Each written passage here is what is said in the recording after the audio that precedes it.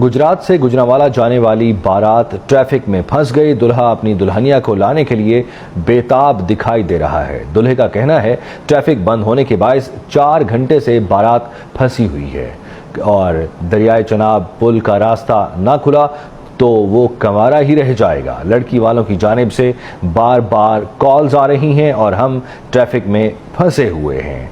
आपको बता रहे हैं गुजरात से, जहां पर ये सूरत हाल सामने आई है।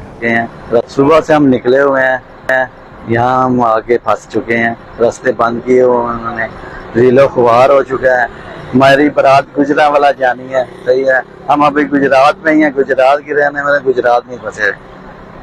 तो मेहरबानी है करके हुकूमत से गुजारिश है, अपील है कि रास्ते खोल दिए जाएं।